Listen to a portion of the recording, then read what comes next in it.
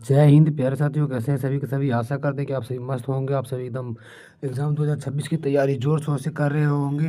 तो आप सभी के एग्ज़ाम को और आसान बनाने के लिए मैं लेकर चला आया हूँ ट्वेल्थ आप सभी के एग्ज़ाम को आसान बनाने के लिए मैं लेकर चला आया हूँ ट्वेल्थ हिंदी का ट्वेल्थ हिंदी के चैप्टर जो है चैप्टर नंबर 3। इस चैप्टर का नाम है संपूर्ण क्रांति। संपूर्ण क्रांति वही चैप्टर जिसको किसने लिखा है, जिसको लिखा गया है किनके द्वारा, जयप्रकाश नारायण के द्वारा, जेपीजी के द्वारा लिखा गया है। जेपीजी के द्वारा लिखा गया है जो चैप्टर नंबर 3 है, जय संपूर्ण क्रांति, उसके बारे में जानेंगे हम। इससे जुड़े हुए जितने ऑब्जेक्टिव हैं वो सारे के सारे ऑब्जेक्टिव आज हम लेके चले आए हैं आपके लिए। और जितने इससे बाहर नहीं, ये जो हम ऑब्जेक्टिव करवाएंगे, इस ऑब्जेक्टिव से, इस चैप्टर से बाहर एक क्वेश्चन नहीं आएगा। इस चैप्टर में जो हम करवाएंगे आज के इस वीडियो में, इससे बाहर एक क्वेश्चन नहीं आएगा, सारा का सारा यही से आएगा। देख चलिए, अग वीडियो को शुरू करने से पहले अगर आप चैनल पर नए हैं तो चैनल को सब्सक्राइब कर दीजिए, वीडियो को लाइक कर दीजिए और दोस्तों के साथ थोड़ा सा शेयर कर दीजिए।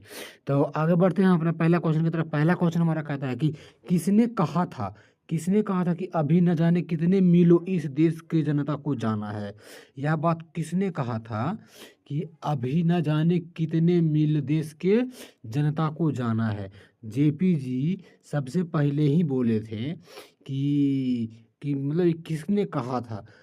ऑप्शन हमारा इस तरह से महात्मा गांधी, राजेंद्र प्रसाद, जवाहरलाल नेहरू, लाल बहादुर शास्त्री। तो देखिए, जेपी जी ने कहा था कि जवाहरलाल नेहरू की बातों में साफ पता चलता है, जवाहरलाल नेहरू कहते हैं कि अभी न जाने इस देश की जनता को कितने दूर जाना है। तो हमारा सही आंसर हो जाएगा सी। अगला क्वेश्चन देखते हैं। क्वेश्चन एकदम फटाफट करेंगे, बिल्कुल लेट नहीं करना है। अगला क्वेश्चन देते हैं। क्वेश्चन नंबर 2 कहता है कि किस अस्पताल में दिनकर जी का निधन हुआ था। किस अस्पताल में दिनकर जी का निधन हुआ था। किस अस्पताल में हुआ था। अपोलो अस्पताल, Shri Ram nursing home, PMCH Patna में कि बिलिंगडन नर्सिंग होम में। किस अस्पताल में इनका जब मृत्यु हुआ था, तो आप सुने होंगे कि बिलिंगडन नर्सिंग होम चेन मद्रास में जब ये गए थे, अपने दोस्त अय्यर जी के यहाँ रुके हुए थे, तो वहीं पर पता चला था कि दिनकर जी का मतलब मृत्यु हो गया था। 3 मिनट में अस्पताल गए थे, लेकिन अफसोस की बात है कि उनका हार्ट फिर से जिंदा नहीं हो पाया। अगला क्वेश्चन देखते हैं। क्वेश्चन नंबर 3 कहता है कि जयप्रकाश नारायण को किसका दलाल कहा गया है। रूस, ब्रिटेन, जापान, अमेरिका, किस देश के दलाल कहा गया है जयप्रकाश नारायण को। तो आप सुने होंगे, कहा गया है कि मुझे अमेरिका का दलाल कहा गया। जयप्रकाश ने अपनी बातों में कहा था कि मुझे अमेरिका का दलाल कहा गया। अगला क्वेश्चन देखते हैं। क्वेश्चन नंबर 4 कहता है कि जयप्रकाश नारायण के स्वास्थ्य पर निगरानी रखने वाले डॉक्टर का क्या नाम था। निगरानी रखने वाले एक डॉक्टर थे, उनके डॉक्टर का क्या नाम था। जब जेपी जी बूढ़ा हो गए थे तो उनके स्वास्थ्य पर ध्यान रखने के लिए एक डॉक्टर को रखा गया था। उस डॉक्टर का क्या नाम था। Doctor Rahman, doctor Irfan, doctor Makhzuz, Maqbool, doctor Ejaz. कौन से थे इनमें से। तो हमारे कौन से सही आंसर हो जाएंगे, डॉक्टर रहमान। ए सही आंसर हो जाता है ए। डॉक्टर रहमान हमारे हो जाते हैं। डॉक्टर रहमान को रखा गया था इनकी देखभाल करने के लिए। अगला क्वेश्चन देखते हैं। अगला क्वेश्चन कहता है, क्वेश्चन नंबर 5 कहता है कि जयप्रकाश जी के किसका भाषण सुनकर अमेरिका जाने की प्रेरणा मिली। जयप्रकाश जी को किनका भाषण जयप्रकाश जी सुने थे, तब उनको ऐसा लगा था कि नहीं, हमको अमेरिका जाना चाहिए, अमेरिका में भी लाइफ है। स्वामी यतीन्द्र राम तीर्थ के, स्वामी सत्यदेव के, स्वामी विवेकानंद के, स्वामी सहजानंद के। तो देखो, जब ये हाई स्कूल में अपना पढ़ते थे ना, अपना हाई स्कूल में पढ़ते थे, तो इनके हाई स्कूल में एक बार स्वामी सत्यदेव आए थे। स्वामी सत्यदेव आए थे और वही बताते हैं कि अमेरिका में ना मजदूरी करके भी लोग पढ़ते हैं, स्टूडेंट छात्र पढ़ते हैं। तो इसी से उनको लगा कि हमको जाना चाहिए वहाँ पे। अगला क्वेश्चन देखते हैं। क्वेश्चन नंबर 6 कहता है कि फ्री प्रेस के मालिक कौन है। फ्री प्रेस के मालिक कौन है। आत्मानंद जी, शिवानंद जी, गोस्वामी सदानंद जी कि सरदानंद गुप्त जी। इनमें से सही आंसर कौन सा होगा। कहा कि फ्री प्रेस के मालिक कौन हैं। आत्मानंद जी, शिवानंद जी, सदानंद जी की सरदानंद गुप्त जी। तो सही आंसर हमारा क्या हो जाएगा। आज फ्री प्रेस के मालिक थे हमारे सदानंद जी। फ्री प्रेस के मालिक कौन थे, सदानंद जी। क्वेश्चन को एकदम फटाफट देखना, इससे बाहर आपका नहीं आएगा, आप ये बात को मान लीजिए। इससे बाहर आपका नहीं आएगा। अगर आपको वीडियो अच्छा लग रहा है तो वीडियो को लाइक कर दीजिएगा, चैनल को सब्सक्राइब कर दीजिएगा और अपने दोस्तों के साथ शेयर कर दीजिएगा। वीडियो को लाइक कर देना है, चैनल को सब्सक्राइब कर देना है। और एग्ज़ाम 2026 एग्ज़ाम में ना हिंदी में 50 में 50 लाना है। हिंदी में 50 में 50 सही मारना है, 50 में 50 एकदम लिख के ले लो, 50 में 50 सही होगा ऑब्जेक्टिव। अगला देखते हैं, अगला क्वेश्चन, क्वेश्चन नंबर 7 कहता है कि ब्रेन ऑफ बॉम्बे किसे कहा जाता है। ब्रेन ऑफ बॉम्बे किसे कहा जाता है। ब्रेन ऑफ बॉम्बे किसे कहा जाता है। उमा शंकर दीक्षित, शीला दीक्षित, सुंदर दीक्षित की हृदय नारायण दीक्षित को किसे कहा जाता है।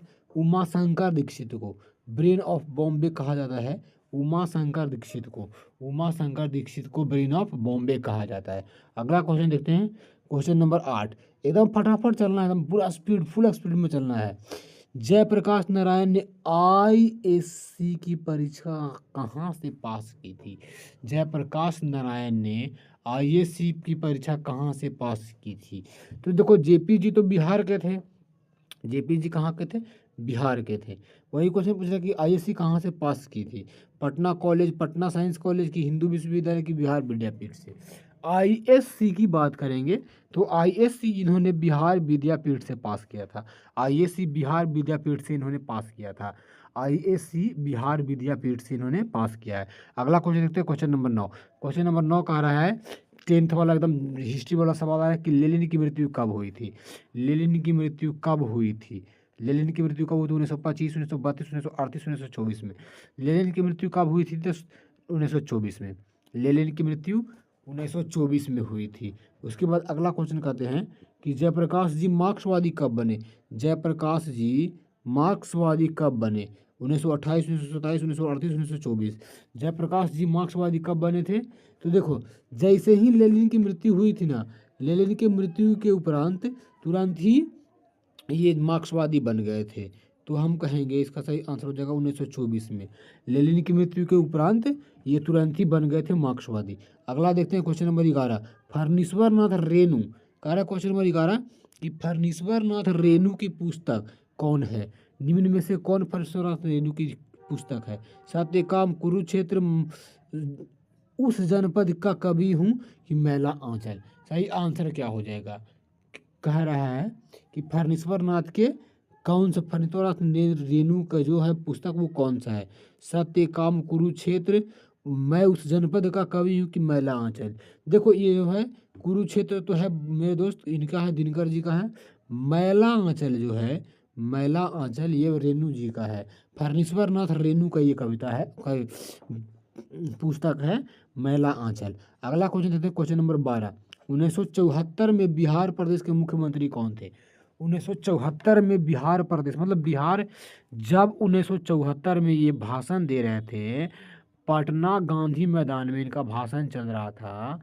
पटना गांधी मैदान में 1974 में, 1974 में जब चल रहा था तो उस टाइम पे मतलब बिहार के बागडोर किस मुख्यमंत्री के हाथ में थे।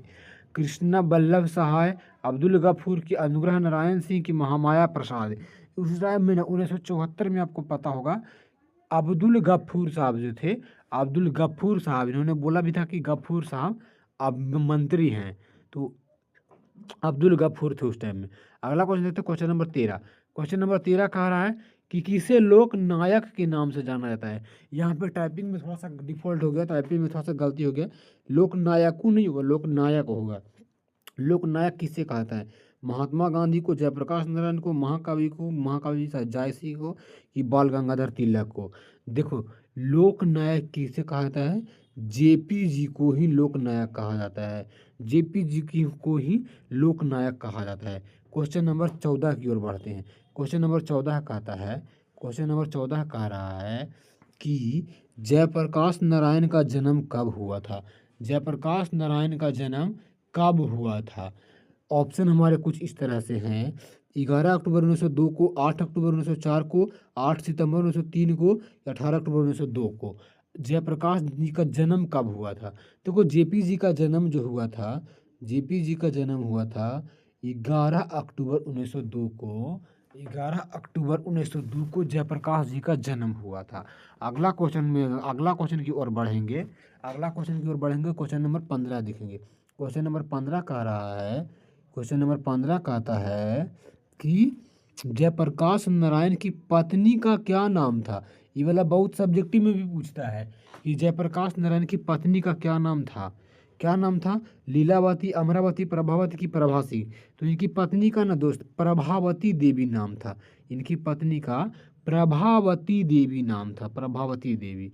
अगला देखते हैं, रिकंस्ट्रक्शन ऑफ इंडियन पॉलिटी किसकी रचना है। रिकंस्ट्रक्शन ऑफ इंडियन पॉलिटी ये किनकी रचना है? इस रचना को किसने लिखा है? रिकंस्ट्रक्शन ऑफ इंडियन पॉलिटी की रचना को किसने लिखा है? हमारे ऑप्शन है, सबसे पहले ऑप्शन है ए, ऑप्शन में राम जवाहरलाल नेहरू। हमारा ऑप्शन ए है जवाहरलाल नेहरू, राम मनोहर लोहिया और है मदन मोहन मालवीय की जयप्रकाश नारायण। देखो, रिकंस्ट्रक्शन ऑफ इंडियन पॉलिटी का मतलब होता है कि इंडियन पॉलिटी को फिर से बनाया जाए, इंडियन राजनीति को, भारतीय राजनीति को फिर से बनाया जाए। तो राजनीति के बात किए थे जेपी जी, जयप्रकाश नारायण। जयप्रकाश नारायण ही राजनीति की बात किए थे। तो हमारा सही आंसर हो जाएगा डी। अगला क्वेश्चन देखते हैं, क्वेश्चन नंबर 17। क्वेश्चन नंबर 17 का है कि प्रजा सोशलिस्ट पार्टी का गठन कब हुआ था। प्रजा सोशलिस्ट पार्टी का गठन कब हुआ था? प्रजा सोशलिस्ट पार्टी का गठन कब हुआ था?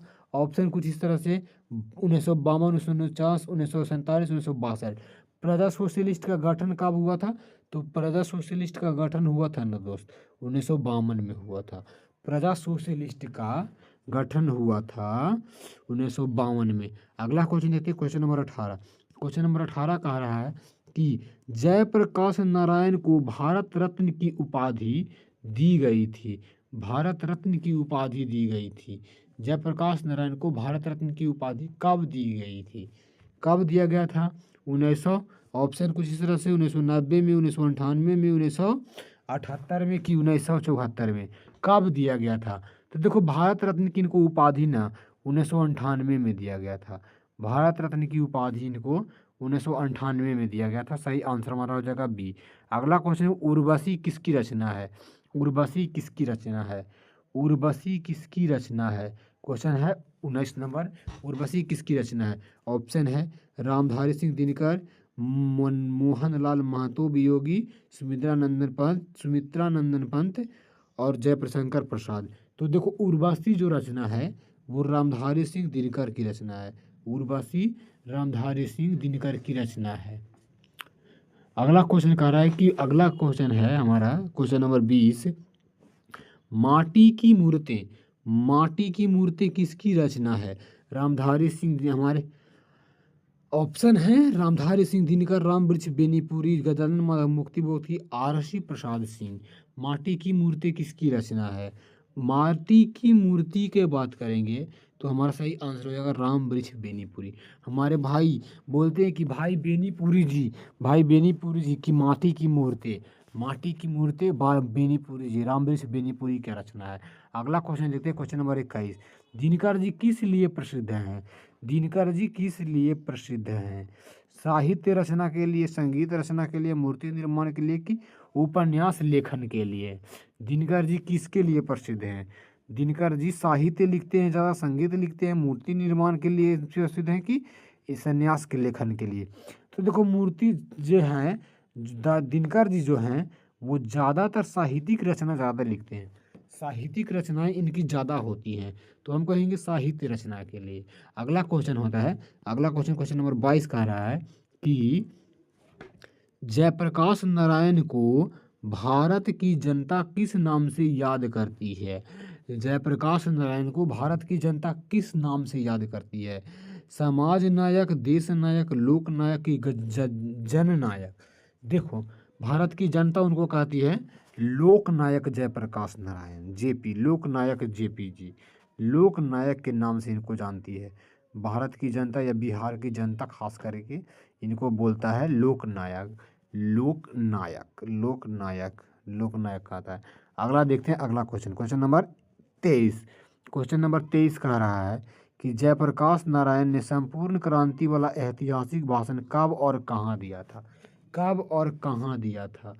जयप्रकाश नारायण जो भाषण दिए थे वो कब और कहाँ दिए थे?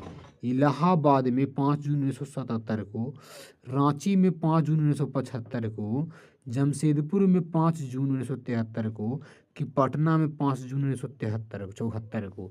तो हमारा सही आंसर क्या होगा? देखो अभी हम पहले ही बताए थे कि पटना के गांधी मैदान में इन्होंने अपना भाषण दिया था, संपूर्ण क्रांति का नारा या भाषण का लीजिए। तो संपूर्ण क्रांति का जो भाषण 5 जून 1974 को पटना गांधी मैदान में दिया गया था। अगला हम क्वेश्चन देखते हैं, क्वेश्चन नंबर 24। क्वेश्चन नंबर 24 कह रहा है कि जेपी जी के बचपन मतलब जयप्रकाश नारायण के बचपन का क्या नाम था? प्रकाश नारायण के बचपन का क्या नाम था? बिट्टू, किट्टू, बाउल, मोनू, क्या सा नाम था? तो जेपी जी को बचपन में लोग बाउल कहते थे, बाउल। अगला क्वेश्चन देखते हैं, क्वेश्चन नंबर 25। क्वेश्चन नंबर 25 कह रहा है, क्वेश्चन नंबर 25 कहता है कि जयप्रकाश नारायण ने किस साल छात्र आंदोलन का नेतृत्व किया था? जेपी जी छात्र आंदोलन का नेतृत्व किस साल किए थे? इन्होंने जयप्रकाश नारायण ने 1973 में, साल 1973 में, 1976 में, 1974 में, 1977 में। तो देखो छात्र आंदोलन की बात करेगा तो छात्र आंदोलन जो हुआ था वो 1974 में हुआ था। और ये बोले थे कि हम तो बूढ़ा हो गए हैं, आप लोग कीजिए, हमसे सलाह लीजिएगा। लेकिन लोग बोले कि नहीं जेपी जी, आप सलाह नहीं दीजिए, आपको नेतृत्व करना होगा, आप आगे रहिए, हम लोग पीछे रहेंगे। तो ये देखें, तो 1974 में इसका सही आंसर हो जाएगा सी। 1974 में इसका सही आंसर होगा। अगला क्वेश्चन है क्वेश्चन नंबर 26। क्वेश्चन नंबर 26 कह रहा है कि जयप्रकाश नारायण के पिताजी का क्या नाम था? जयप्रकाश नारायण के पिताजी का क्या नाम था? दीनदयाल, हर्षुदयाल, रामदयाल कि सर्वेश दयाल, क्या नाम था इनके पिताजी का? तो आपको बताए होंगे कि इनके पिताजी का नाम था हर्षुदयाल। इनके पिताजी का नाम था हर्षुदयाल। अगला क्वेश्चन देखते हैं, क्वेश्चन नंबर 27। क्वेश्चन नंबर 27 कहता है कि जयप्रकाश नारायण रचित पाठ का नाम क्या है? जेपी जी के द्वारा जो पाठ लिखा गया है वो कौन सा पाठ है? उसने कहा था जूठन संपूर्ण क्रांति की शिक्षा। तो देखो जेपी जी ने लिखा है संपूर्ण क्रांति को। संपूर्ण क्रांति का नारा किसने दिया है? जयप्रकाश नारायण। संपूर्ण क्रांति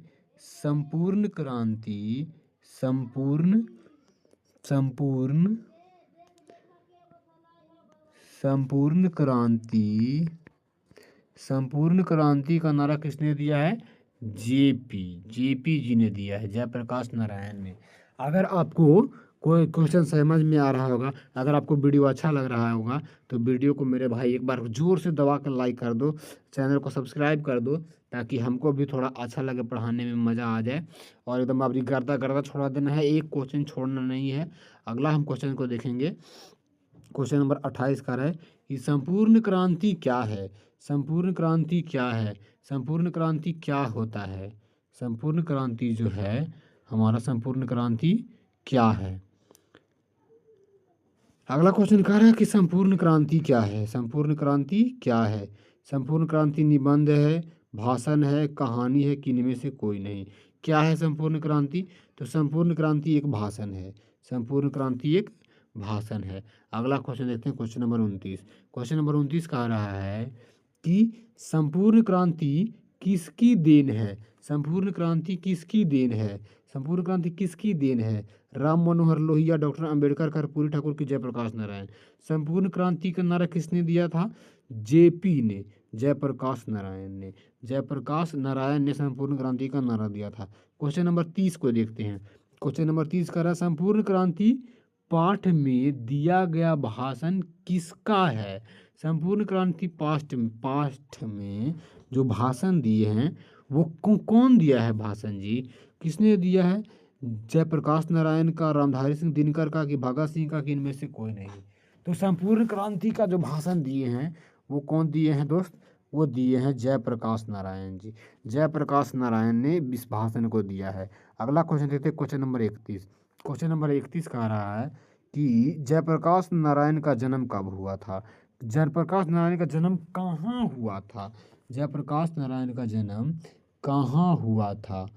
क्वेश्चन है अगला, जयप्रकाश नारायण का जन्म कहाँ हुआ था? राघोपुर दियारा, सिताब दियारा, बलिया, छपरा। तो इस कहाँ इनका जन्म हुआ था? तो आपको पता होगा कि इनका जो जन्म हुआ है सिताब दियारा में हुआ है, सिताब दियारा में। जयप्रकाश नारायण का जन्म सिताब दियारा में।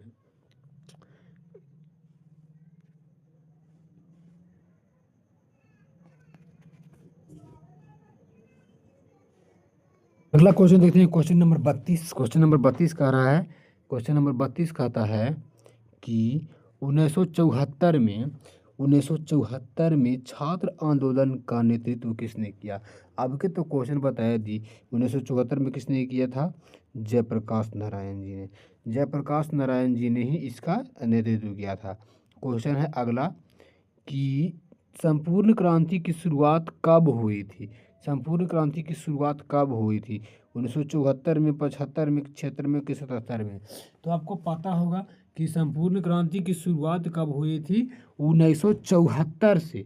1974 पटना गांधी मैदान से इन्होंने भाषण दिया और भाषण के माध्यम से अपना आंदोलन शुरू किया था। अगला क्वेश्चन है क्वेश्चन नंबर 34। क्वेश्चन नंबर 34 कह रहा है कि जयप्रकाश नारायण को किस समाज सेवा के लिए किस पुरस्कार से सम्मानित किया गया?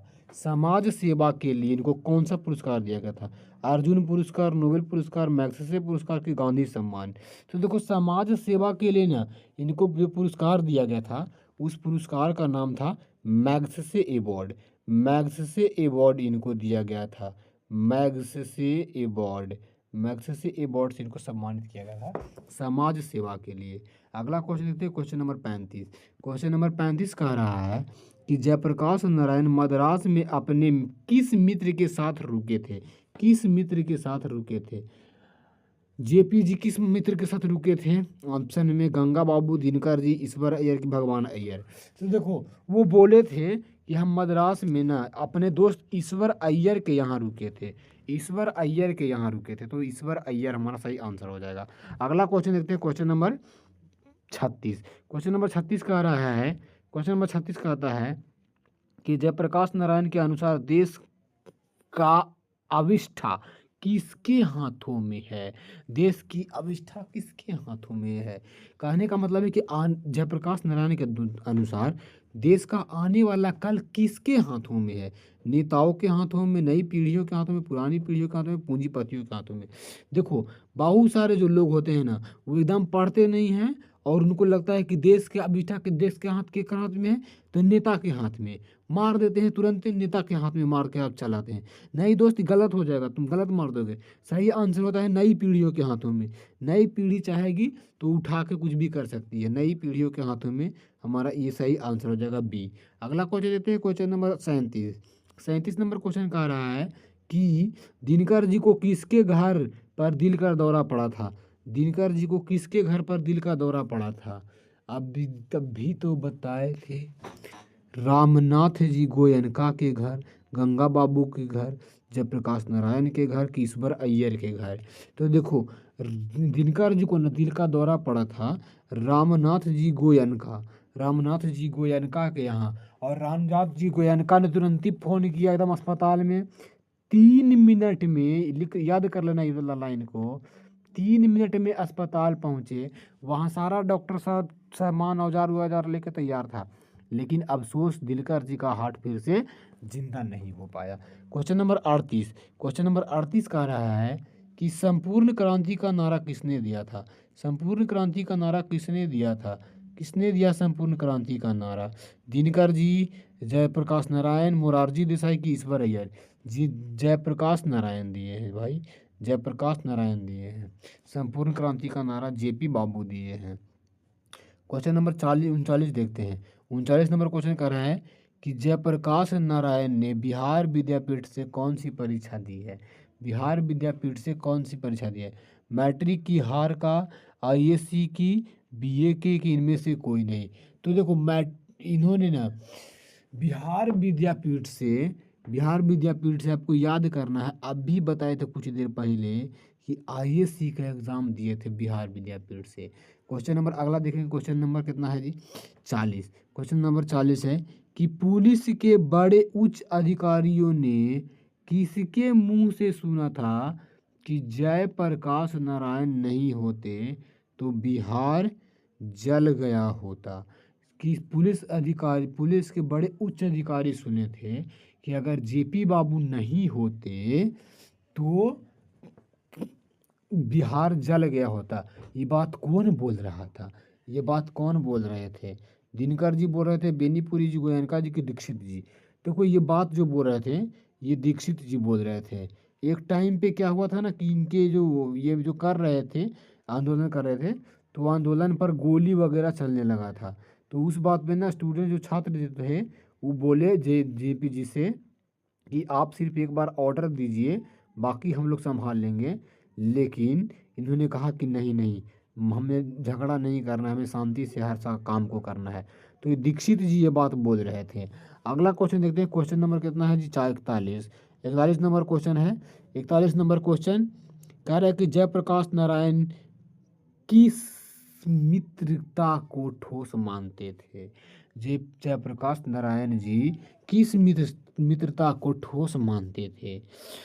पुराने ज़माने के, नए ज़माने के, अंडरग्राउंड ज़माने के, कि इनमें से कोई नहीं? तो जेपी जी मानते थे ना जो अंडरग्राउंड ज़माने के जो होते हैं मित्रता, वो काफ़ी ज़्यादा सॉलिड होते हैं, काफ़ी ज़्यादा मजबूत होते हैं। अगला क्वेश्चन देखते हैं। Question number 42। क्वेश्चन नंबर 42 कह रहा है, क्वेश्चन नंबर 42 का कहना है जी कि जयप्रकाश नारायण किसको भाई कहते थे? जयप्रकाश नारायण जी किसको भाई कहते थे, अपना भाई समझते थे? जयप्रकाश जी किसको अपना भाई समझते थे? जयप्रकाश जी किसको अपना भाई समझते थे? दिनकर जी को समझते थे, जवाहरलाल नेहरू को, रामनाथ जी गोयनका को, गंगा बाबू को? तो देखो कहते थे कि जवाहरलाल नेहरू, नेहरू हमारे भाई हैं। जवाहरलाल नेहरू को वो अपना भाई कहते थे। जवाहरलाल नेहरू को वो अपना भाई कह के सम्मानित करते थे। क्वेश्चन हमारा यहीं तक था। आज के लिए इतना ही। अगर आपको वीडियो अच्छा लगा है तो वीडियो को थोड़ा सा, वीडियो को एकदम दबा के लाइक कर देना है, दोस्तों के पास शेयर कर देना है, चैनल को सब्सक्राइब कर देना है और हमारी आने वाली वीडियोस को बारे में सोचना है। देखो हम तुरंत ही 10th के लिए भी मेहनत कर रहे हैं दोस्त, 12th के लिए भी मेहनत कर रहे हैं। और जैसे ही हमारा 111 सब्सक्राइबर है, जैसे ही 200 सब्सक्राइबर हो जाएगा, जैसे ही आप 200 सब्सक्राइबर करवा दीजिएगा, वैसे ही हम लाइव स्ट्रीम करवाएंगे और लाइव क्रैश कोर्स करवाएंगे। लाइव क्रैश कोर्स 10th के ऑल सब्जेक्ट का क्रैश कोर्स करवाएंगे, 12th के कुछ सब्जेक्ट का क्रैश कोर्स करवाएंगे, एकदम फ्री करवाएंगे। आपसे 1 रुपया नहीं लिया जाएगा, एकदम फ्री क्रैश कोर्स करवाएंगे, चाहे कुछ भी हो जाए। और ऐसा नहीं है कि कम, मतलब जिसका कोई काम नहीं होगा उसी वीडियो आएगा। सारा का सारा क्वेश्चन से डायरेक्ट बोर्ड में लड़ेगा। तो बोर्ड के एग्ज़ाम के लिए तैयार हो जाइएगा, चैनल को सब्सक्राइब कर दीजिए। आज के लिए इतना ही। जय हिंद, जय भारत। मिलते हैं आपसे अगली वीडियो में।